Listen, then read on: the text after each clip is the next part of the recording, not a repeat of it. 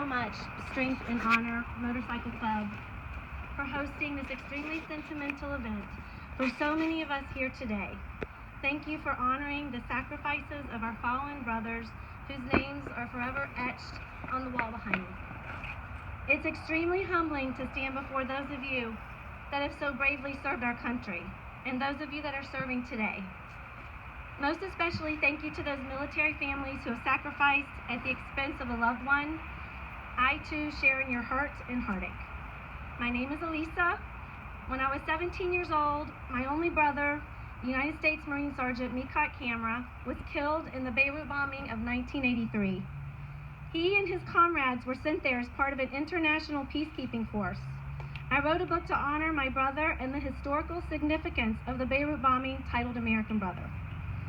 It was October 23rd, 1983, that a suicide bomber reached the entryway at 6:22 a.m. and detonated 22,000 pounds of TNT, as later determined by the FBI forensics. The force of the explosion initially lifted the entire 4-story structure, shearing the bases off the concrete support columns. The airborne building then fell in upon itself. A massive shock wave and ball of flaming gas was hurled in all directions. At the time, I was a freshman at Queens College in Charlotte, North Carolina, when my college roommate came into our room and told me she kept seeing breaking news on TV about a bombing in Beirut in the Marine headquarters. She, along with everyone in my dorm, knew my brother was deployed because I talked about him a lot. He was my hero at an early age. He was my big brother, my only brother, my protector, my ride to school in the mornings, my softball coach, my personal fishing instructor, my dating expert and shoulder to cry on when I was heartbroken. It was obvious to many I adored him. I could not imagine he could be hurt or nonetheless killed. He would send me letters often from Beirut. None of them ever led me to believe he was in danger. Looking back, he was making sure I would not worry about him. Well, it was only within a few hours after being glued to the TV with my friends by my side that I was notified from home that Mikat was one of the first to be identified. Shortly after, 2 Marines came slowly walking down the sidewalk to my dorm. I knew they were there for me. I could not even look at them in the eyes. I was running to my car screaming. I already know. I could not get back home to West Virginia quickly enough. My family put out an APB on me. I was driving, crying, screaming, and praying that this had to be a mistake. I was pulled over in Virginia. The nice police officer saw me, heard me screaming, "Why, God, why?" And I'll never forget. He said, "I do not know why, young lady. I do not understand this myself, but I do know your family is worried about you. You need to calm down." He had me follow him to the station. He gave me crackers and water. He comforted me the best way he could. He escorted me to the Virginia-West Virginia line. As he turned away, he slowed down, turned on his siren, rolled down his window, and saluted. In this attack on the American Marines barracks, the death toll was 241 American servicemen, 220 Marines, 18 sailors, and 3 U.S. soldiers, along with 60 injured Americans, representing the deadliest single-day death toll for the United States Marine Corps since the Battle of Iwo Jima. Representing the single-day death toll for the deadliest single-day death toll for the United States military since the first day of the Tet Offensive during the Vietnam War, and representing the deadliest single attack on Americans overseas since World War II. You may be wondering about right now, why did I write a book about my brother in this tragedy?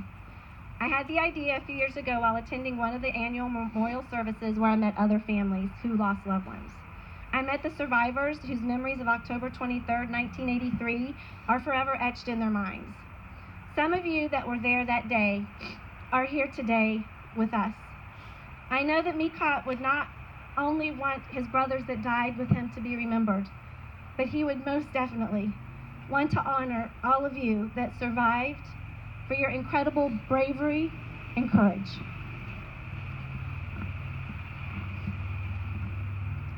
Mikat was my hero. You are all my heroes here today. True American heroes. By definition, a hero is someone who gave his or her life to something bigger than oneself. You have all served our country well. You are all heroes. Thank you. So the idea to share my brother's story and the story of the Beirut bombing was sparked in my mind after that visit. But the real fire that ignited my passion came after a lunchtime conversation with my oldest son, Joe. After a long afternoon of shopping with Joe, I had finally sat down. I was ready to attack my hot, juicy burger. While I was unwrapping it, I had asked Joe to share the details about a confrontation, or should I say a fight, he had with another student at FSU over his summer semester. He was 18 years old at the time. I learned about it on Facebook. What did we do before Facebook?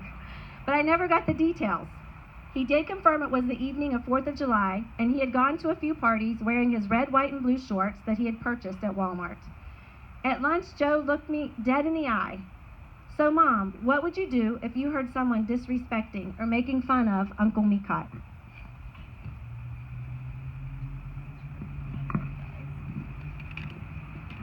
I had just taken my first delicious bite of burger. My jaw dropped wide open, and my tasty burger dropped right out of my mouth. At that instant, my heart started racing with emotion. I sat up, looking him dead in the eye, and said, "What?" Here's my story. Here's my son's story. Joe went to a party with friends wearing his red, white, and blue shorts.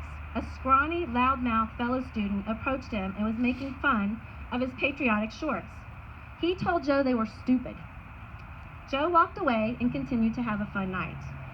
He hopped to the next party with his friends, and sure enough, the same loudmouthed, boorish little boy walked up to Joe again and bellowed, "Dude, you haven't taken off those shorts yet? You look like a fool wearing red, white, and blue for 4th of July. Why'd you even buy them? They're dumb." Joe once again walked away and continued to ignore this jerk. After the fireworks, Joe and his friends went to McDonald's. He looked back to see how long the line was getting, and unfortunately made eye contact with another.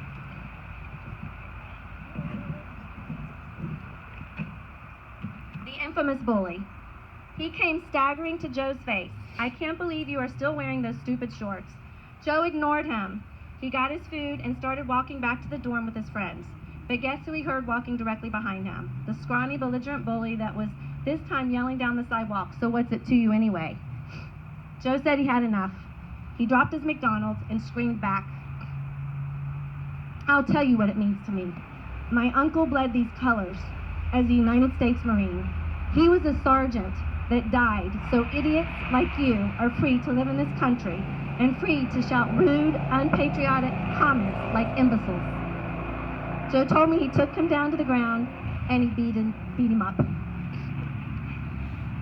I looked at Joe with tears in my eyes that day and softly spoke, "You know, I've raised you and your brothers with the belief that fighting is wrong. No matter what, you do not fight, you walk away, and you never hit anyone." Joe, with his head held low, replied, "Yes, Mom." And then I spoke even softer, and I asked him, "But did you get him good?" Joe raised his head, grinned a smirky grin, just like my brother, and he proudly responded, "I sure did." Looking back, I'm really thankful Joe took a stand. We as a nation could learn from Joe. If you don't stand for something, you stand for nothing. What do you stand for? I know that these brave men, I know exactly what these brave men behind me stood for. And it's time that we as Americans unite, stand up, speak up, and embody what our founding fathers created, as well as what our fallen brothers died for. We are the United States. We are not the divided states. In keeping with the spirit of our fallen brothers and honoring their memory, I'd like to take this time for all of us to do something together extraordinary. Would you be so kind as to stand, we're all standing, and face our flag and humbly state the Pledge of Allegiance. I pledge allegiance to the flag of the United States of America and to the republic for which it stands, one nation, under God, indivisible, with liberty and justice for all. We are one nation. We are one nation, and we are under God, and we are so indivisible, and we all have our liberties and our freedoms, and in our country there is justice for all. These guys right here, my brother on this wall, they lived and died for this sacred creed that you just said. You must always believe that they did not die in vain, because we just demonstrated to the world that they live on in each one of us here today, and that our American spirit can never be broken. It's truly an honor and privilege to be here. I love you all, and most especially I love my sons, Joe, Sam, and Hank, and my best friend, Jeff. Thank you from the bottom of my heart, and thank you for taking the time out of your day to honor my brother, Sergeant Mikot Camera, and all those right here who did not get to come home to us. Semper Fidelis.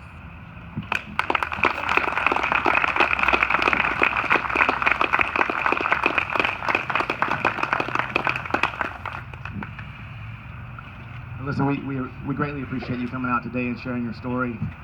We're proud to have you.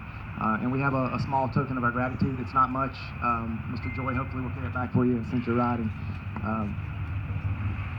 But we framed the back of one of the shirts, ride shirts, with all the names of these fine young men, including Mikot. And we appreciate you coming out today and helping us celebrate their lives and remember them. Thank you. I will treasure it forever. Thank you all so much. Thank you all so much. It is beautiful. It is beautiful. Oh.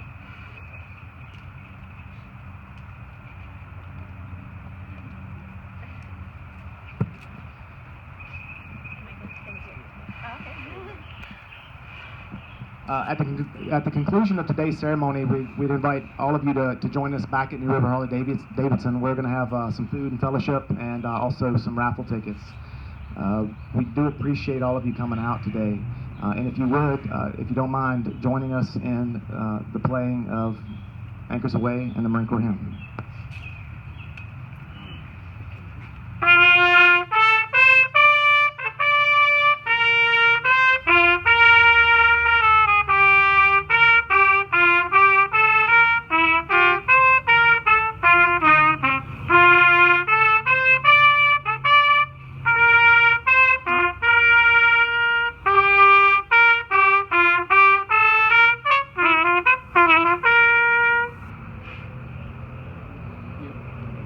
Thank you.